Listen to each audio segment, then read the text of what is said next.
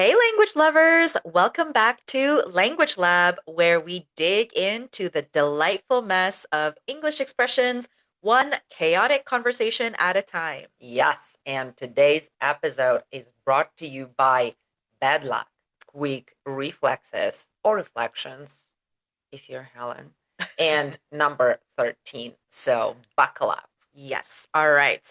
Our first word was embedded. And the word embedded, it came up when we talked about memories that get kind of stuck, I believe. It was about the superstitions that we Superstitions grew that up were around. embedded in ourselves, in our memories. And so the word embed is a verb and it basically means to like firmly, something is firmly in place.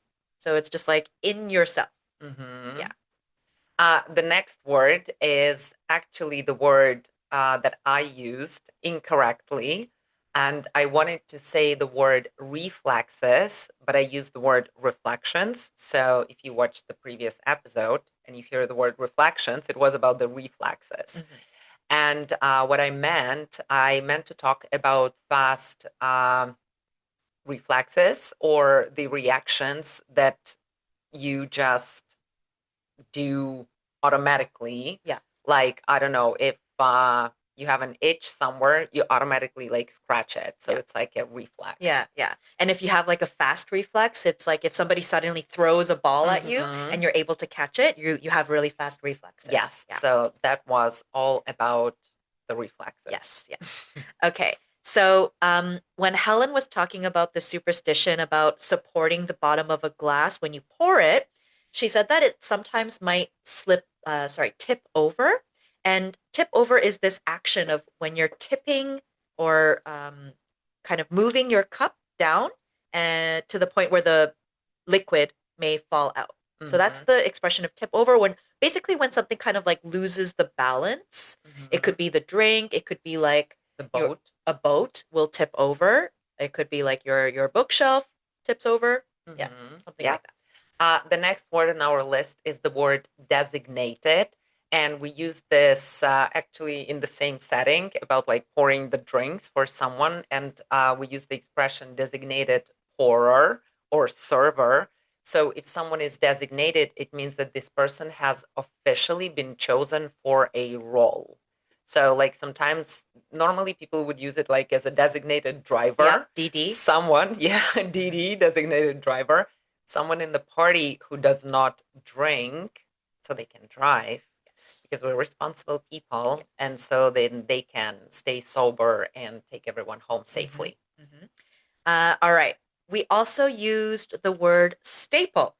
And you might think like the on your desk in the office, the stapler. That's not what we're talking about.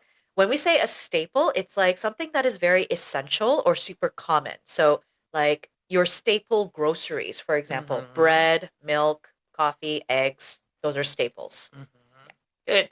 And one of the other staples on some people's list could be liquor. So liquor means strong alcohol. Yeah. And why I wanted to mention this word because in Russian and Ukrainian languages, the word liquor means something else. It means a specific alcoholic drink, Mm. normally like very creamy, like Bailey's. Oh, So something liqueur. exactly. Oh, okay, So okay. see, okay, we should have added liqueur as This is well. It's a different yeah, spelling, yeah. we suspect. Yes, yes. The Yes. word liqueur is this what you're talking about. It's Mm-hmm. one specific type of a creamy, sweet, alcoholic drink. Mm-hmm. And then in English, liquor Mm-hmm. is like, you know, vodka, Any strong alcohol. gin. Yeah, these Yep. are strong That alcoholic make drinks. you do weird stuff, singing karaoke or texting your ass, God forbid. Did you hear what I said? God forbid. Texting your ex. That's what I Uh-huh. meant, okay? Yeah. Not the other word. Yes. So again, what a weird language. Like liquor and what? I cannot even pronounce it. What's the other? Liqueur. Liqueur. So it's like the English word liquor is the Ukrainian and Russian word for liqueur, which is the same thing as liquor and liqueur. Yeah. Anyway. Anyway, yeah, it is confusing. See, now I'm even more confused. Okay, okay. Any hoops. Let's move on. Let's move Let's on. move on. So, we were also saying that sometimes, like doing something as a ritual or like for superstition is kind of a placebo effect. And a placebo effect, this is something I 100% believe, it's when your brain is tricked into doing something or like feeling the effects of something because it your brain thinks that it is something else, Yeah, right? like self-suggestion. Self-suggestion. Yeah. So for Mm-hmm. example, like um some people might take like a sugar pill, which doesn't do anything, but Mm-hmm. the placebo effect of taking the pill might like relieve your headache or something like that. Mm-hmm. Yeah. The other two words on our list are clockwise and counterclockwise. And if something is turning clockwise, it means that it's turning the same way as clock hands, Hmm. and counterclockwise, respectively, rebellious clock energy. Yeah, So just it's going the other way, doing the opposite. doing the opposite. Okay, so we've got the word expel. And to expel is to like you're forcing something out. It could be like air, like you're expelling air from your mouth, like that. Mm-hmm. You're expelling a student. Yeah. You're expelling demons by this ritual. It's a very versatile word. Yeah, and what reminds me a very famous quote by Hermione Granger from the first movie of Harry Potter. Eh, Expelliarmus. That one? no, Oh. but that one is actually also a good one, good example. But there was a scene when they went to see the Fluffy for the first time, Oh, yeah, yeah, yeah. and then they came back. She didn't want to go, and I believe that they were not friends still at that point. And Ron was like, "How can you say that? We could have died." She's like, "Yeah, or worse, expelled." Yes, I remember this. I remember this. Okay, I thought you were But talking about the actually, magic. but Expelliarmus is like, It comes from the word expel. yeah, Yeah, because you're yeah. pulling something out. Nice. Mm-hmm. Love it. And the next word on our list is the word letter. And letter is, in a literal meaning, something that you climb, Mm-hmm.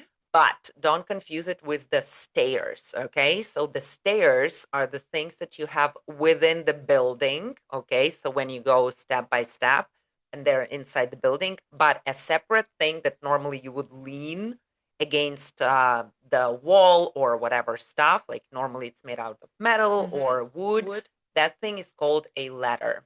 Yeah. And you can use this expression figuratively when you're talking about ladder to success Career ladder. or ladder to trouble, Mm-hmm. depending on your life choices. Yep. Yep. Mm-hmm. Okay, so this is a good word. The word jinx.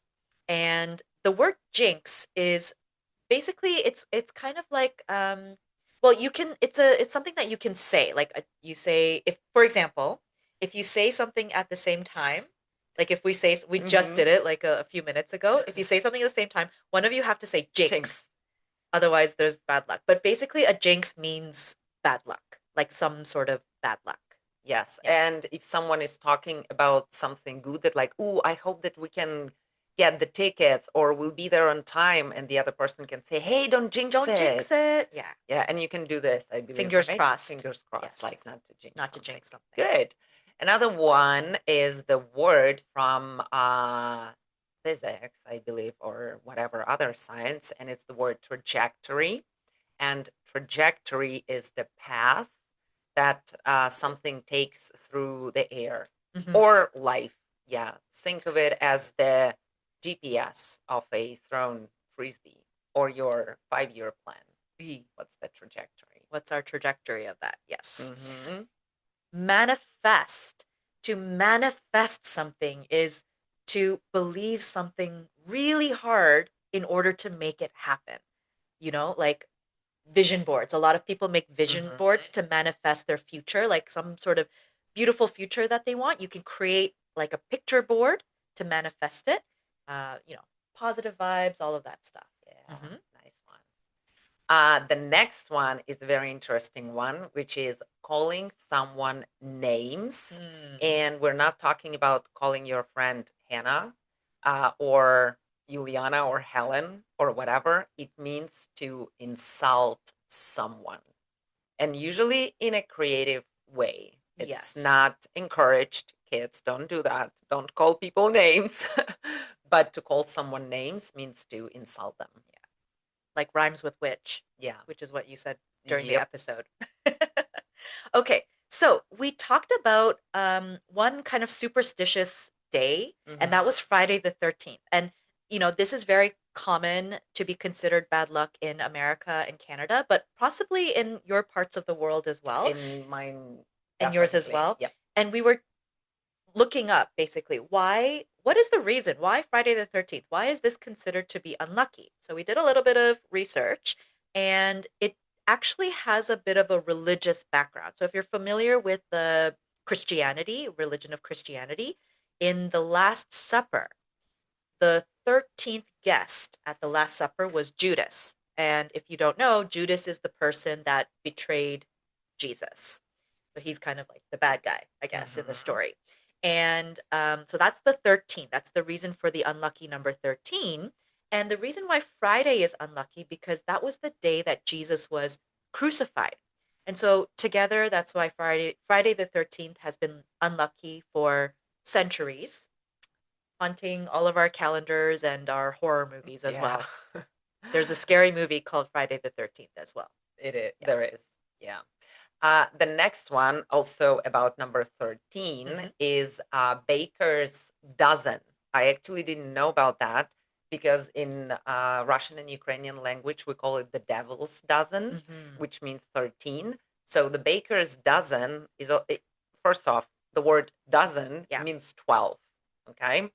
And baker's dozen is not 12, it's 13. And the story behind it is very interesting. Again, for me as a non native speaker and the person who didn't grow up in North America, apparently here in North America, usually when you go to the to the bakery, you would get stuff like donuts or bagels in dozens. You would take them by dozens.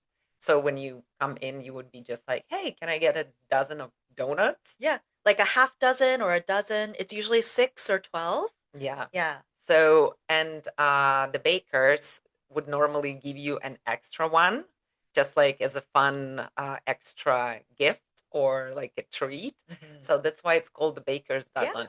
Yeah. It's a cute little story. It is a cute story, and actually the name is cute. Yeah. Because like for like devil's dozen doesn't sound Doesn't sound very, very very pleasant. nice and very Yeah, yeah. pleasant. I Yeah. know Baker's dozen just makes me feel like happy, comforted because it's Yeah. about bread. It is about bread and like you can smell it. Like, Yes. like how the bakery That's why I smells. like this word, Baker's dozen. Yeah. Okay, moving on. We've got the word gravitate, Oof. and to gravitate, it's like gravity, right? You think about the word gravity, and it Mm-hmm. means to be naturally like pulled or drawn to something, like bees gravitate towards flowers, or me gravitating towards late night snacks. Yeah. Or me sometimes gravitate to bakery. A bakery. That's you and me both. Looking for that baker's dozen. Gravitating. The next word on the list is the word resonate. Beautiful word. Mhm. Resonate with something or someone. And when something just hits you emotionally, when you emotionally feel like the connection with something, and like think about it as if like you're resonating in the same like wavelength. I Mhm. don't know. So, yeah. Next, we have the word manhole. And a manhole is you'll see it when you go outside. It's a covered hole on the street, and basically when you open this hole, it gives access to the underground utilities like the sewage system maybe in your city, something like that. It could be also sometimes if it's not covered, it could be a dangerous place to step Yep. if you're texting while you're walking or something. Don't do Don't that, do that. kids. Nope. Because, okay, I'm not going to be making this Let's joke. not. Yeah. Yeah. About the next two words that we have on our list. And these are the words graveyard or cemetery. So, graveyard and cemetery are places where people are buried. And I didn't know the difference, but apparently graveyard is usually by a church and cemetery can stand alone. Mm, And the good thing, it's also like a little note about the cultural shock here in Canada. Cemeteries and graveyards, they are beautiful places. They're like parks, and a lot of people go for a walk there. People cycling there. People go for a run there. And back home, we don't do they're a it. little scarier. I don't think that it's about like the scary part, Hmm. or maybe the scary part. It's just that, like, it's like, is the word sacrilegious would be okay here Hmm. in this country? Yeah, yeah. Like, it's something that, like, it's a sacred Because it's place. where people are laid to rest. Exactly. So you don't go there for some Mhm. like recreational activities. Yeah, like it's more sacred ground Yes. type of thing. But Okay. again, I don't, when I see people do this stuff here in Canada, I don't think like, oh my God, this is Yeah, blasphemy. yeah, I don't think so. yeah. I think that it's great Hmm. because even if we think about it, that people are laying to rest there, like, and people come and bring joy there It and could be a like company. Yeah, it could be a So peaceful place too. yeah, I think a lot of people find it peaceful, yeah. is why they go. Okay, so we have the word recess. We were talking about finding four-leaf clovers during recess, and a recess is like a little break that you have at school when you're kids.